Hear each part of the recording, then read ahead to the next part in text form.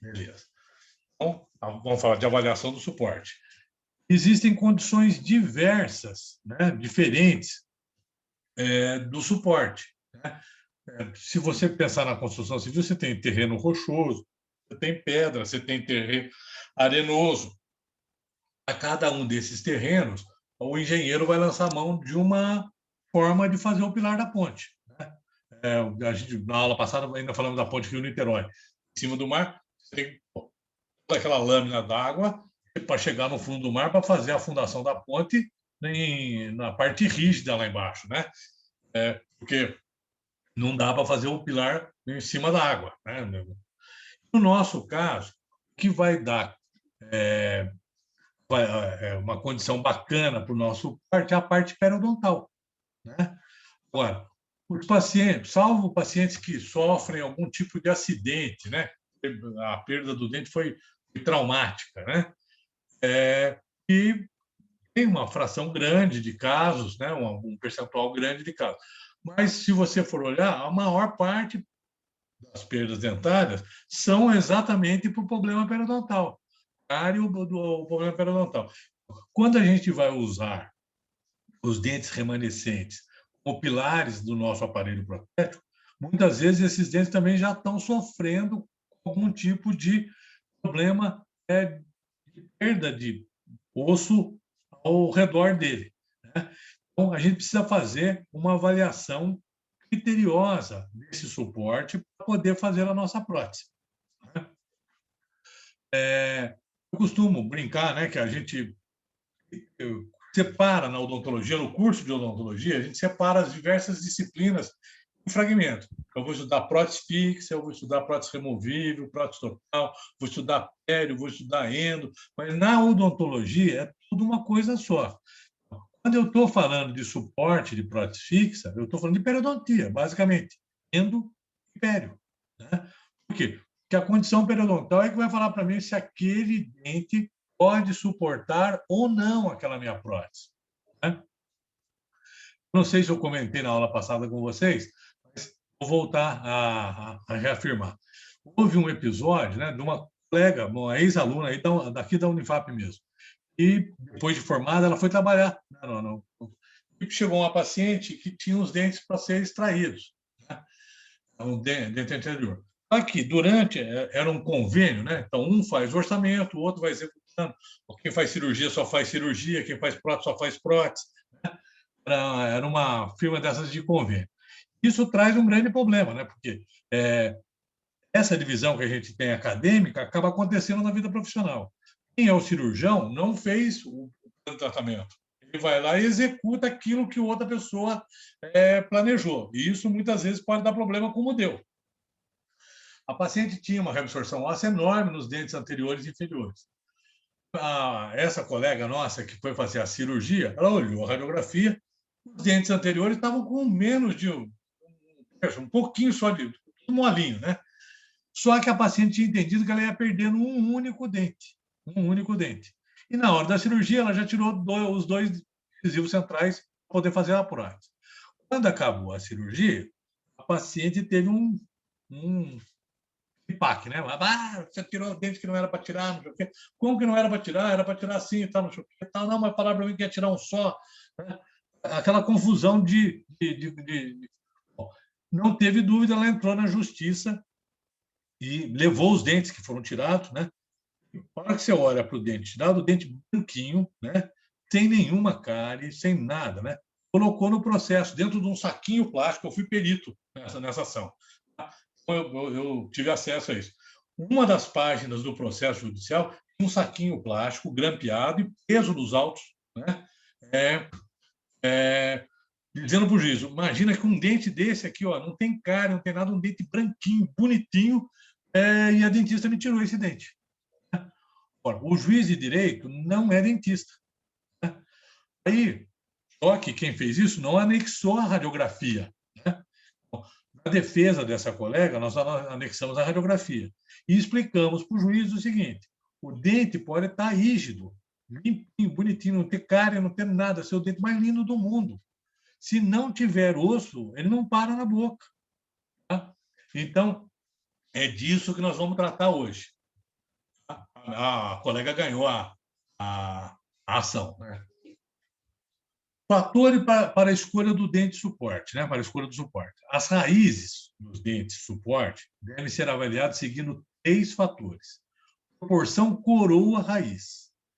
Um dente normal, eu tenho a coroa sendo 1/3 do dente e os outros 2/3 de coroa, né? Dentro do osso, né? Agora, se eu tenho uma reabsorção óssea, eu começo a aumentar o braço de alavanca da coroa, né? Também. Então, a proporção coroa-raiz é extremamente importante. Se eu tiver 1/3 para 2/3 de raiz implantado, tá joia, né? É o ideal. E a gente faz analogia nisso, para ficar mais fácil, é quando você está batendo prego na madeira. Se você pegar uma madeira e bater o prego, só botar um pouquinho só do prego, com a mão você tira. Se você colocar 2/3 do prego, você tirar, você tem que usar aquela haste de trás do martelo lá para fazer a alavanca para conseguir tirar. A implantação é boa, né? O próprio formato da raiz. Você tem dentes que têm raízes mais conoides. A tendência de girar o dente dentro do alvéolo é maior. Então, esse dente tem menos resistência a cargas, né? E o mais importante disso tudo é a área da superfície periodontal. Se eu tenho reabsorção periodontal, né? Tenho reabsorção óssea com a deiscência da gengiva, né? Ela vai descendo, né? Eu vou diminuindo a área de fibras periodontais que estão aderidas a esse dente. Então, diminuindo de tal forma que chega, né? A gente consegue, o dente com grande mobilidade, fazer a exodontia segurando ele com uma gaze. Sendo que esse mesmo dente, quando tinha todo o tecido ósseo, você ia ter que fazer sindesmotomia, ia fazer todo aquele processo para deluxar o dente e fazer a extração. Na realidade, o que a gente trabalha é com a área da superfície periodontal. O quanto de raiz esse dente tem envolta pelo tecido ósseo ainda. Essa é a avaliação que a gente deve seguir, né? Proporção coroa-raiz. A medida do comprimento da coroa a partir da crista óssea em direção oclusal, comparada com o comprimento da raiz incluída no osso. Quando eu estou fazendo um planejamento, eu faço a radiografia, acho o nível do tecido ósseo, né? Vejo onde está o osso, se houve reabsorção ou se não houve, e vou medir dali a oclusal o braço de alavanca que eu tenho, e dali para a apical o quanto de inserção no tecido ósseo eu tenho. E aí eu vou trabalhar essa relação para saber se aquele dente pilar serve para pilar da minha fixa, né? O que é a proporção coroa-raiz? A medida do comprimento da coroa a partir da crista óssea. Às vezes já tem parte de raiz também, né? O colo já expôs e já expôs o início da raiz. Eu conto isso da raiz como coroa, né? Porque eu vou ter um braço de alavanca grande ali em cima, comparada com o comprimento da raiz incluída no osso. Nesse caso que eu contei a história, eu tinha só o terço apical tenso e todo o resto para fora. Qualquer movimentação que eu faça aqui, eu prego na madeira, eu tiro o dente sem nada. Como é que eu vou fazer uma prótese em cima desse dente? Não tem jeito. O dente, a fazer a prótese, ele está condenado, a despeito dele não ter cárie nenhuma, de ter um dente anatomicamente bonitinho. Tá? Mas, fisiologicamente, para a odontologia, esse dente está condenado, né? Olha lá, eu tenho na radiografia, em azul, o comprimento do dente. Tá? Agora aqui, ó, a altura do tecido ósseo até a parte mais apical, eu chamo de comprimento da raiz. Daqui, né, da altura até o A, da coroa, eu chamo de comprimento da coroa. Tá? Então, o que eu tenho que fazer? Essa proporção aqui, ó, o comprimento da coroa em relação ao comprimento da raiz. Se eu tiver 1/3 aqui e 2/3 lá dentro, é o ideal. Tá? O dente está muito bem plantado. Então, esse dente é um ótimo ou é um bom retentor para uma prótese parcial fixa. Na medida que eu vai vendo rarefação óssea aqui e esse osso vai migrando para a apical, né? Se eu tiver com tecido ósseo nessa altura aqui, eu vou ter um braço de alavanca aqui grande, um braço de retenção, né, de oposição a essa alavanca pequeno. Então, esse dente vai deixando de poder ser um pilar para a prótese fixa. Tá? A avaliação para a prótese fixa passa basicamente pela periodontia. Né? Olha lá, nesse caso aqui, ó, eu tenho uma fixa de 1, 2, 3, 4, 5 elementos. Então, isso aqui, que aparece na radiografia, uma prótese parcial fixa de 5 elementos, sendo que eu tenho um dente pilar, um conector prendendo a um pontico, um outro pontico preso a esse primeiro pontico, um terceiro pontico preso ao segundo, né, através de conectores, um outro conector que vai prender esse terceiro pontico ao outro conector. Então, eu vou fazendo a minha ponte crescer, né? Ela vai ficando mais extensa, mais longa. Né? E isso é, num planejamento, olha lá, está pontilhadinho aqui, ó, onde está o assoalho do seio, o quanto eu tenho de tecido ósseo, o quanto de reabsorção já aconteceu aqui. Né? E esse trabalho está condenado ao fracasso. Isso aqui vai falhar em algum momento. Tá? Pode ser que, quando tenha sido feito, né, o osso estivesse aqui. Ó.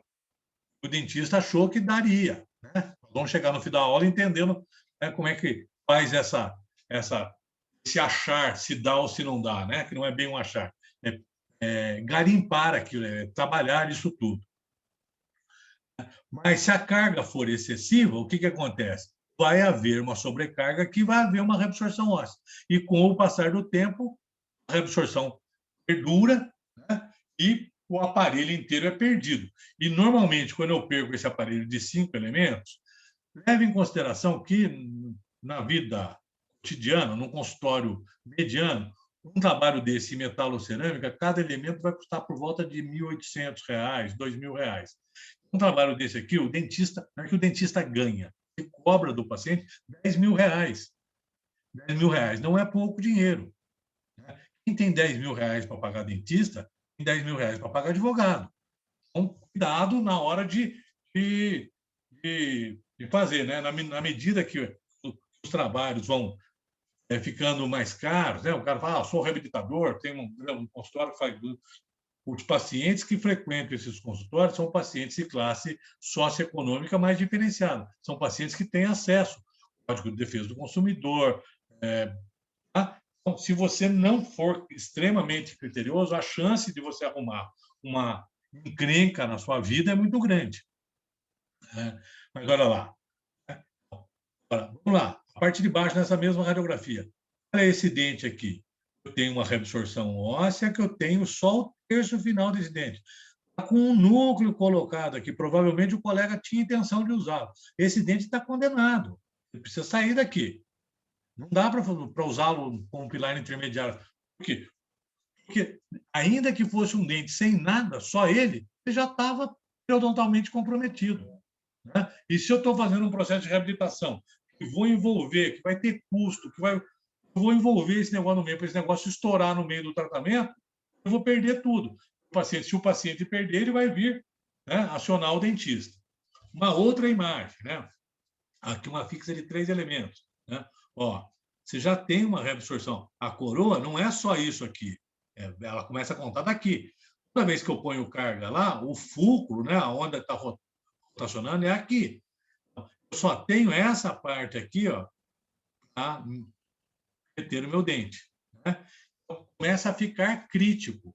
Então, essa avaliação periodontal tem que ser muito criteriosa na hora do nosso exame clínico, a indicar uma prótese parcial fixa para os nossos pacientes. Né? Configuração da raiz. Né? O formato da raiz, se ela é mais conoide, ou se ela é mais chata, ou se ela é mais arrudona, vai, né, dizer o quanto de área periodontal eu tenho. Se ela é mais conoide, eu tenho uma área menor. Se ela é mais achatadona, a quantidade de área é maior. Se a quantidade de área é maior, a dissipação de força é feita numa área maior. Se a dissipação de força é feita numa área maior, a concentração de esforços é menor. Né? Então, Lembrar tudo isso da física. Né? Função do suporte. O que o suporte vai fazer? Suportar as cargas mastigatórias que serão transmitidas por intermédio dos pônticos e conectores. Além da carga que cai naquele dente, ele vai começar a receber carga do vizinho que foi perdido. Ele tem que ter uma condição periodontal bastante bacana, né? E ser tratado periodontalmente antes de começar a confecção da prótese. Por isso, a prótese é a última das especialidades. Todos os processos anteriores a gente chama de preparo de boca 1. O paciente não pode ter nenhuma doença dentária, odontológica, para confeccionar a prótese. A gengiva dele está mais ou menos, eu vou fazer. Vai perder. A chance de você perder é grande. Tá?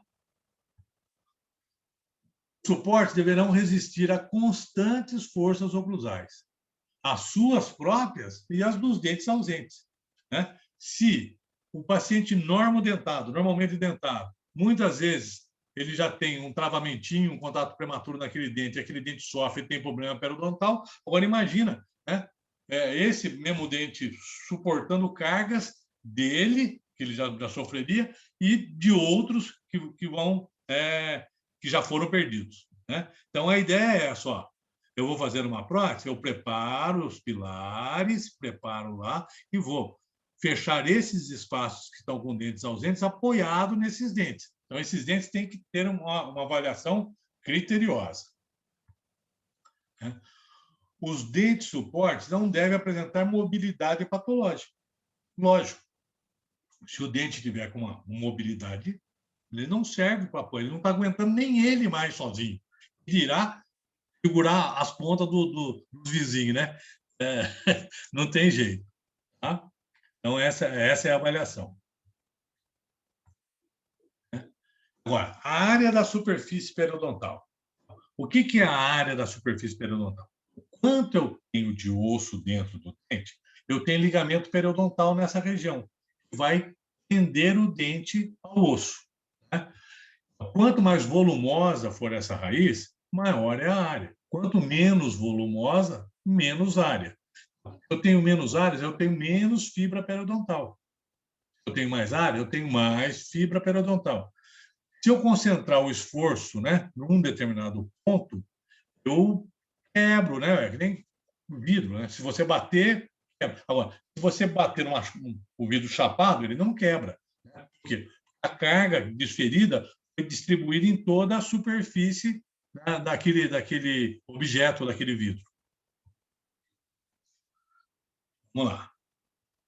A área da superfície das raízes, dos apoios, dos dentes de suporte, deve ser igual ou superior à dos dentes que serão substituídos por pônticos.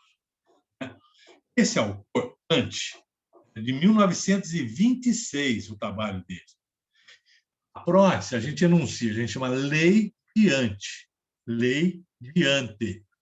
A-N-T, é o nome do cara. Lei Diante. O que o Ante falou?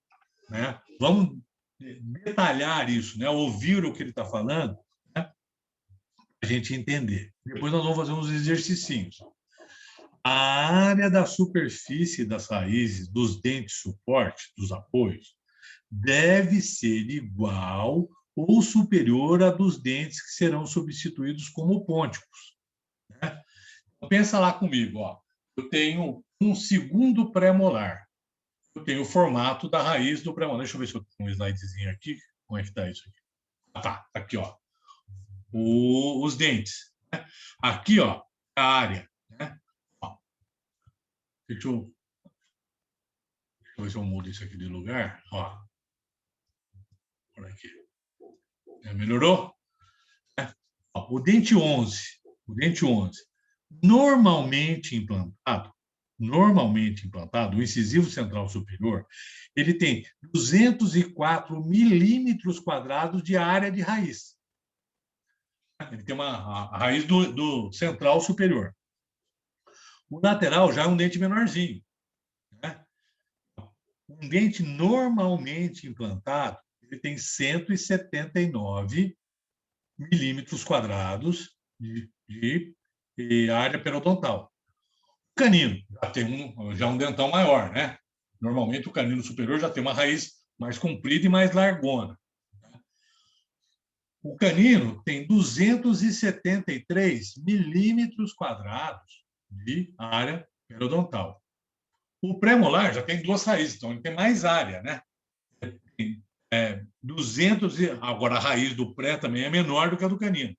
O segundo pré, ele tem 234 milímetros quadrados de área periodontal. O segundo pré, 220. O primeiro molar, 433. O segundo molar, 431 milímetros quadrados de área. Então, vamos fazer o seguinte, né? Deixa eu pegar uma canetinha aqui do lado, para fazer uma continha para eu não me perder na conta, né? Para vocês poderem ir acompanhando. Vamos pensar numa situação aqui, ó.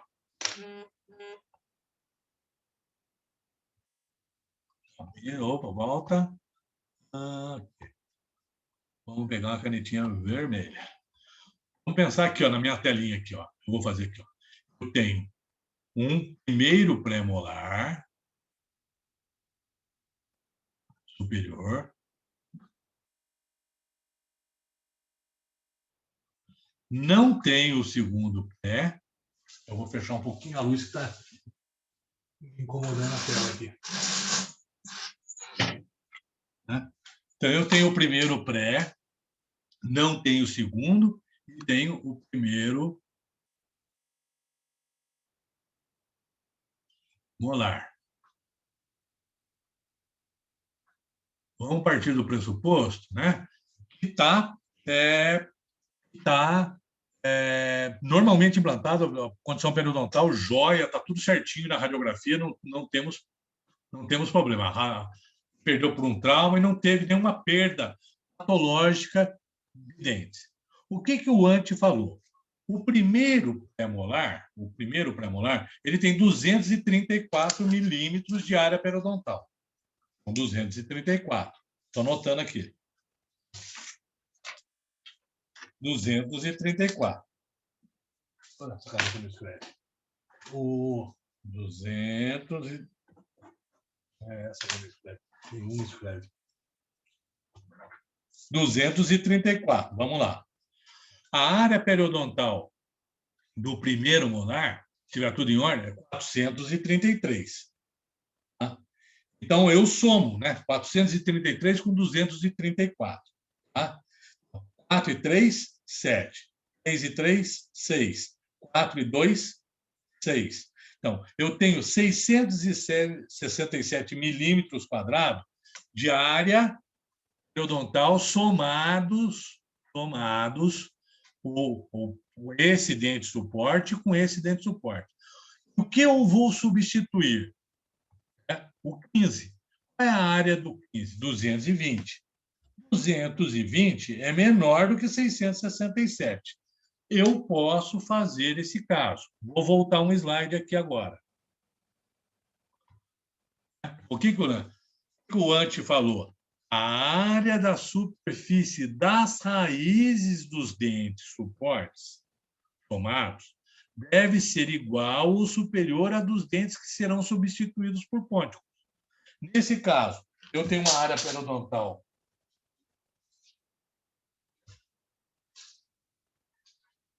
de 667 milímetros quadrados para repor uma área periodontal de 220, que é do meu premolar, segundo premolar. Com a indicação da prótese parcial fixa, nesse caso, tem. Né? Agora vamos para frente de novo. Vamos pensar no outro caso agora. Ó. Eu tenho aqui um canino, normalmente implantado. Um caninão. Tá? Não tem o primeiro pré, não tem o segundo pré, não tenho o primeiro molar. Agora, aqui eu vou ter o segundo molar. Opa, lá. Vou ter o segundo molar. Eu vou ter uma prótese fixa de quantos elementos? 1, 2, 3, 4, 5.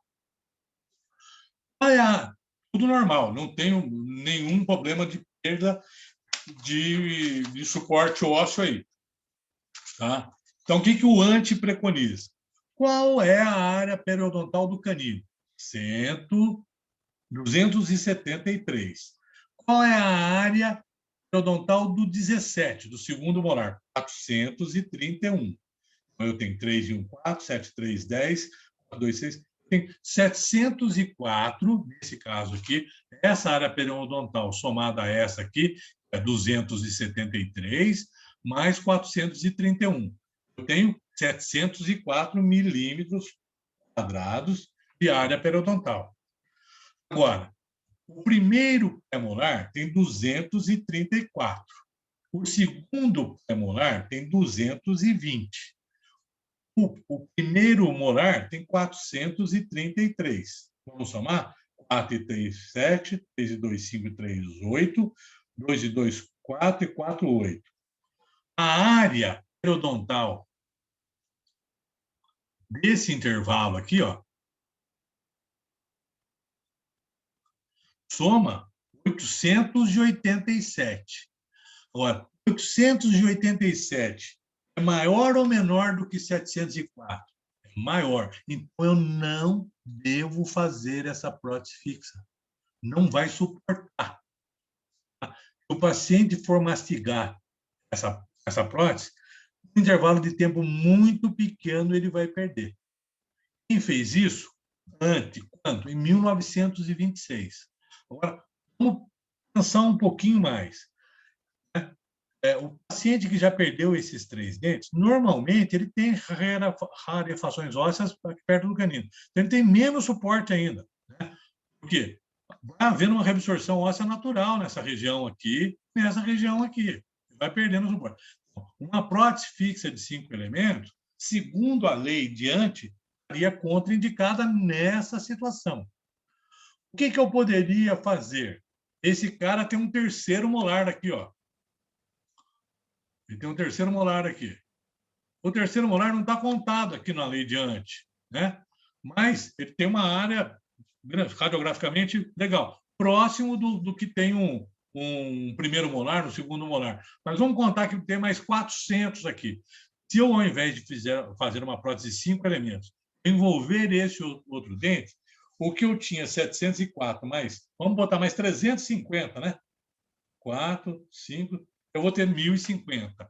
Dá 1.050 é maior do que 887? Sim. Então, eu preciso envolver mais um dente naquela prótese. Só que quando você vai falar isso para o seu paciente, né, ele perdeu 3 dentes. Ele acha que vai prender num, vai prender no outro, 5, e vai pagar. Ele concorda, ele entendeu que vai pagar. Quando você fala que não, essa prótese não é de 5, ela tem que ter 6 elementos e vai custar mais R$2.000 o último elemento, ao invés de ele gastar 10 mil, ele vai gastar 12 mil, ele não quer. Por uma razão econômica. Mas a razão aqui não é econômica, a razão aqui é funcional. A prótese tem que ter mais um elemento. Não tem mágica, não tem. Né? Como explicar isso para o paciente sem passar por esse enunciado da lei de ANTE? Não tem jeito. Então, a lei de ANTE na prótese fixa é um dogma. Né? É um dogma. Você tem que acreditar nela. E, partindo dela, você vai fazer a avaliação criteriosa da radiografia. Quanto já perdeu de suporte? Se já perdeu o suporte, eu tenho menos suporte do que o ANTE está preconizando. Se eu tenho menos, eu vou falar, mas eu não tenho como calcular isso, né? É difícil. Né? Então, mas você fala, bom, se eu perdi metade da raiz, eu tenho metade do suporte. Tá? Então, você faz uma relação direta nisso e fala, não, isso vai suportar, isso não vai suportar. Tá? Pessoal, alguma dúvida sobre a lei de ANTE?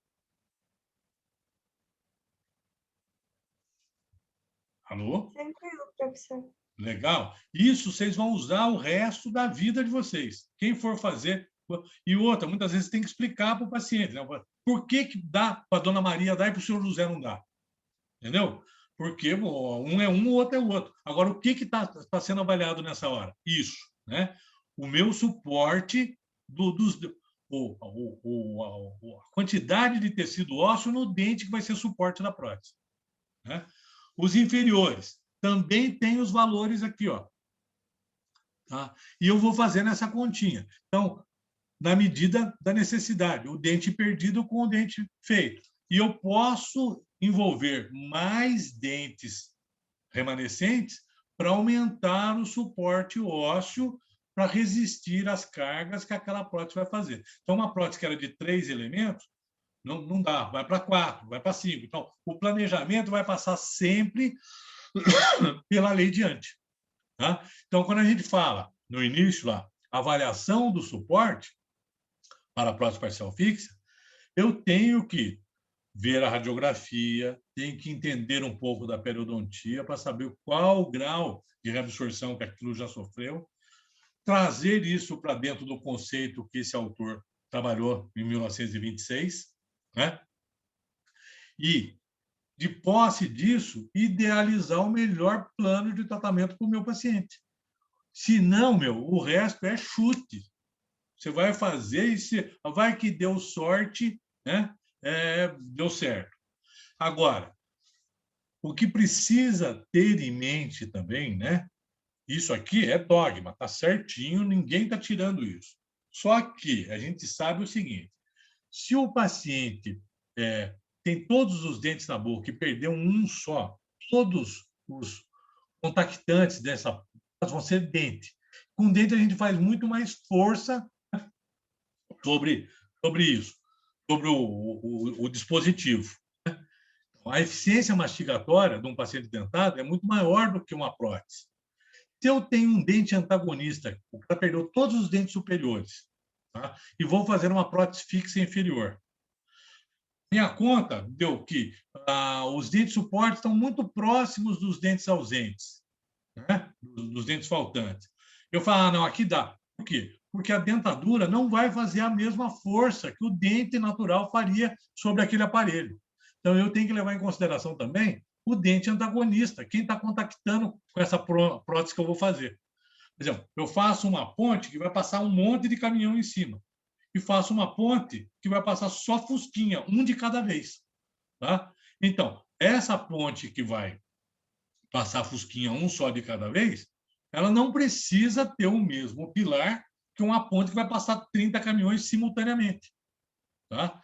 Então, tudo isso tem que ser levado em consideração. Mas o mais importante, o que vai ter por base, é a lei de Hunt. Depois da lei de Hunt, a gente deriva o raciocínio. Quem é o antagonista? Como está a reabsorção óssea disso? Como é que está aquilo?